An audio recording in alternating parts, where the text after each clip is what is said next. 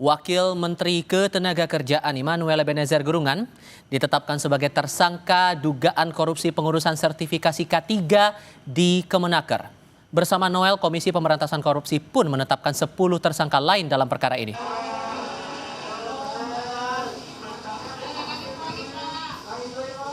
Ketua KPK Setio Budianto mengungkap modus para tersangka diduga menerapkan tarif sertifikasi K3 untuk buruh dari Rp275.000 menjadi Rp6 juta.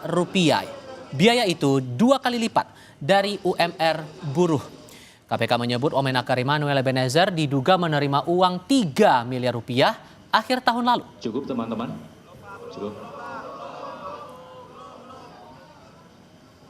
Para pekerja atau buruh harus mengeluarkan biaya hingga Rp6 juta karena adanya tindak pemerasan dengan modus memperlambat, mempersulit, atau bahkan tidak memproses permohonan pembuatan sertifikasi K3 yang tidak membayar lebih tersebut.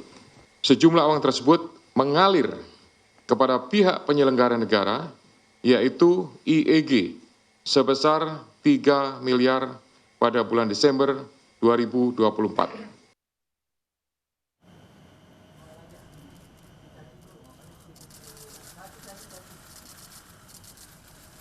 Nangis loh, dia nangis. Tampak pada visual saudara mengenakan rompi oranye, Wakil Menteri Ketenagakerjaan Immanuel Ebenezer keluar dari ruang pemeriksaan KPK sambil menyeka air mata di hadapan wartawan.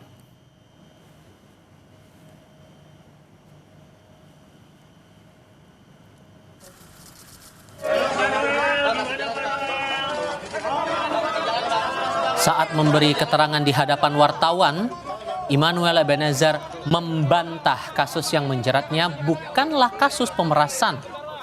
Ia pun membantah terjaring operasi tangkap tangan.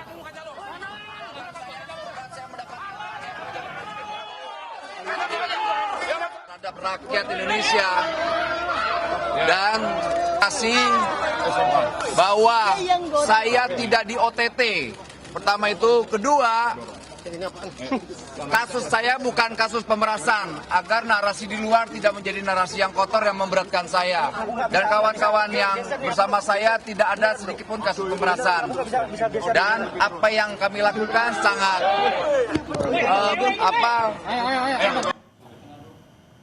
Dalam laporan harta kekayaan pejabat negara atau LHKPN, Immanuel Ebenezer tercatat memiliki harta Rp17,62 miliar. Kekayaan Noel terdiri dari tanah dan bangunan senilai Rp12,14 miliar.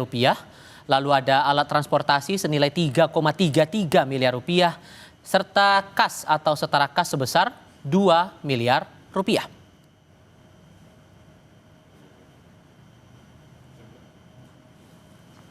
Sebelum menjabat sebagai Wakil Menteri Ketenagakerjaan, Immanuel Ebenezer adalah seorang komisaris dari anak perusahaan BUMN PT Pupuk Indonesia Persero. Noel sebelumnya dikenal sebagai loyalis Presiden ke-7 RI Joko Widodo, yakni menjadi Ketua Relawan Jokowi Mania pada Pilpres 2019. Periode berikutnya pada Pilpres 2024, Noel mengalihkan dukungan kepada Prabowo Subianto dengan mendirikan Prabowo Mania.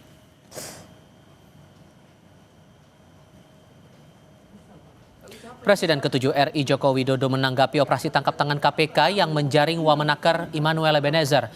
Ia mengaku mengapresiasi kerja baik KPK dan meminta Immanuel mengikuti proses hukum. Jokowi juga mengajak semua pihak menghormati proses hukum yang berjalan. Saya lakukan hal yang terbaik, kembalikan saya akan perintah. Saya sangat mengapresiasi kerja baik dari KPK. Dan kita semua harus menghormati proses hukum yang ada.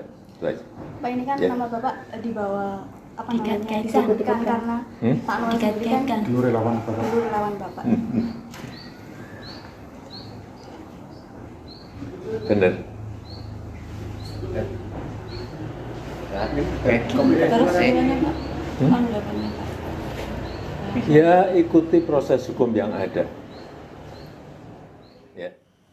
Hal senada juga disampaikan Wakil Presiden Gibran Rakabuming. Ia menghargai dan mematuhi proses hukum yang berjalan serta mendukung pemberantasan korupsi oleh KPK.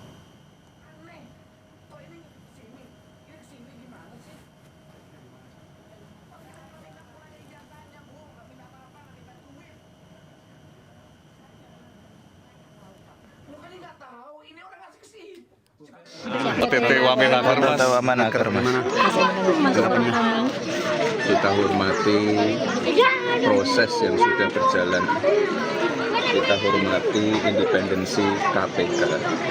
Yang jelas, saya sebagai pembantu Presiden mendukung penuh komitmen dari Bapak Presiden untuk memberantas korupsi.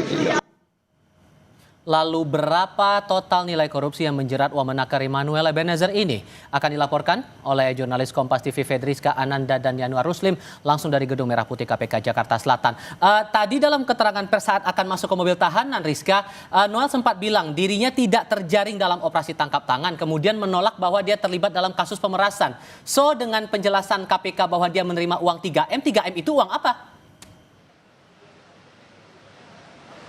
Ya, Tifal, benar sekali tadi sebelum Noel ini digiring menuju ke rutan KPK menggunakan mobil tahanan, Noel sempat memberikan keterangan kepada rekan media begitu ya, bahwa mengatakan ia tidak terjaring OTT yang dilaksanakan oleh KPK dan juga tidak melakukan pemerasan. Hal ini tadi disampaikan Noel ketika tadi akan dimasukkan ke dalam mobil tahanan untuk segera ditahan. Hal ini memang bertolak belakang dengan keterangan yang disampaikan oleh KPK. Namun memang kalau misalkan kita mengacu kepada press release tadi dibacakan oleh Ketua KPK bahwa sebetulnya kasus ini adalah kasus dari tahun 2019 hingga tahun 2024. Di mana kita ketahui Noel ini baru menjabat sebagai Wamenaker ini pada tahun 2024 setelah kemudian pemerintahan Presiden Prabowo secara resmi begitu ya. Di mana memang kalau misalkan tadi kami juga melihat begitu bagaimana kemudian total dari kerugian negara yang diakibatkan oleh dugaan pemerasan sertifikasi K3 ini sejumlah 81 miliar dan 69 miliar diantaranya ini dialirkan ataupun diterima oleh salah seorang tersangka dengan inisial IBM. Nah, kita juga masih mencari tahu siapakah IBM ini, apakah ini juga merupakan pelaksana negara begitu ya, apakah ini merupakan ASN dari Kementerian Ketenagakerjaan. Tentu kita juga harus mendalami mengenai hal tersebut. Namun tadi jika kita mengacu dari konferensi pers yang disampaikan bahwa IBM lah yang kemudian menerima uang paling banyak sebanyak 69 miliar. Nah, bagaimana dengan Immanuel Ebenezer yang juga ditetapkan sebagai tersangka? Ia diduga menerima uang sebanyak 3 miliar dan juga 1 unit motor. Tentu kita juga harus mengetahui bagaimana kemudian struktur dari kasus ini, bagaimana keterlibatan Noel Ebenezer dan juga 10 tersangka lainnya, masing-masing dari tersangka ini kemudian kontribusinya apa begitu dalam kasus ini, sehingga tentu kita harus dalami. Tadi memang KPK sudah menetapkan 11 orang tersangka dari kasus dugaan pemerasan sertifikasi K3 pekerja ini, di mana kemarin KPK sudah memeriksa sebanyak 14 orang yang sudah diperiksa selama lebih dari 24 jam sebelum akhirnya KPK menetapkan hanya 11 diantaranya yang kemudian ditetapkan sebagai tersangka. Tifal. Kasusnya dari 2019 dan yang sekarang salah satu yang terlibat atau yang dijatuhi status tersangka adalah Wamenaker Immanuel Ebenezer. Dugaannya terima uang 3M baru berjalan 2 bulan saat menjabat sebagai Wamenaker. Apakah ada peluang sebetulnya pihak-pihak lain yang menjabat di rentang Kemenaker 2019-2024 ini untuk berstatus sebagai tersangka juga? Adakah penjelasan dari KPK? Ya, Tifal, tadi kalau misalkan kita mengacu pada konferensi pers, memang yang diungkapkan adalah ini adalah inisial IBM. Siapa sebetulnya IBM ini? Tadi kalau misalkan kami menerima press release dari KPK yang mengatakan bahwa IBM ini merupakan koordinator Bina K3. Jadi memang kuat dugaannya ini merupakan pelaksana negara ataupun ASN dari Kemenaker. Tapi tentu hal ini harus kita konfirmasi mengenai keterlibatan dari IBM ini sebetulnya siapa begitu, Tifal. Oke, Fedriska Ananda dan Yanuar Ruslim melaporkan langsung dari Gedung Merah Putih KPK Jakarta Selatan. Terima kasih.